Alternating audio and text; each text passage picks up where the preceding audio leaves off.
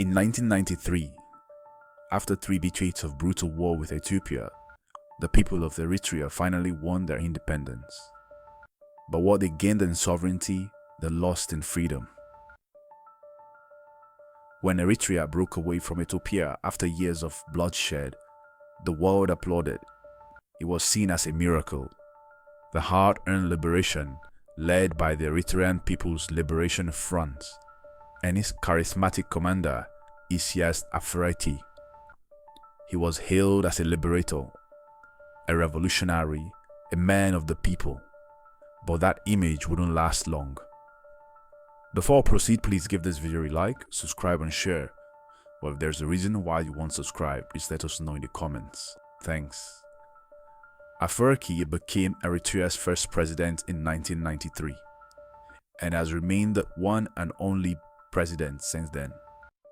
Afwerki became registered Eritrea's religions, first president try in to flee 1993 the nation, and has or remained the escape only military one ever duty, since. are arrested, put into prison, The government, persecuted, now under and the even People's Front tortured. for Democracy and Justice, There's one positive though. PFBJ, The country's experienced banned all considerable other political growth in parties. recent years. National elections were promised This is but never twofold. held. The commencement of In full 1997, gold mining operations Eritrea drafted a and worker constitution, remittances from a abroad. document full of hope, right, Good and or bad, democratic ideals. these are estimated But to this to day, account it for has the never country's been implemented. 32% gross domestic product. Instead of building democratic institutions, Afwerki consolidated power. Dissent was no longer a disagreement, it was a threat. So that Gradually, Eritrea transformed into what Human Rights Watch has called a giant prison. A surveillance state where neighbors spy on neighbors, where speaking out or being suspected of thinking differently can make you vanish. If we are talking about Does it sound familiar? healing wounds, Yes, it does. and if there are people who are talking In about 1995, scratching the wounds, government announced a national service I program. would say It was to be 18 months of military and civil the training, government in Eritrea practice, and the people of life Eritrea sentence. have proved that Today, thousands of young they are Eritreans are trapped prepared indefinitely to forget.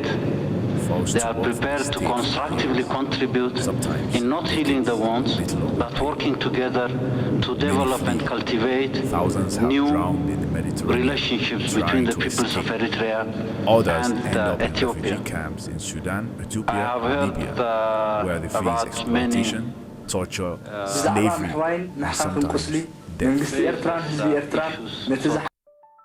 Eritrea is often called Africa's North Korea, not just for its authoritarian rule, but its near-total isolation. Foreign journalists are banned, United Nations investigators are denied access, internet penetration remains among the lowest in the world, and while the world moves on, thousands remain locked away in secret prisons across the country. Eritrea is a country where you can disappear without a trace and no one can ask why, a former detainee stated. But even within the ruling elite, not everyone is in agreement with what is going on.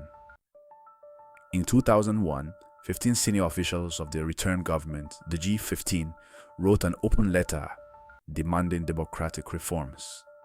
Afwerki's response was to arrest them, banish them to secret prisons.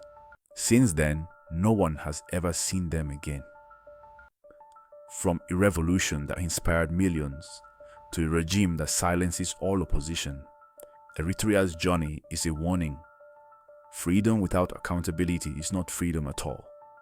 And while the prisons remain full and the courts stayed closed, the world must keep watching, speaking, and demanding answers.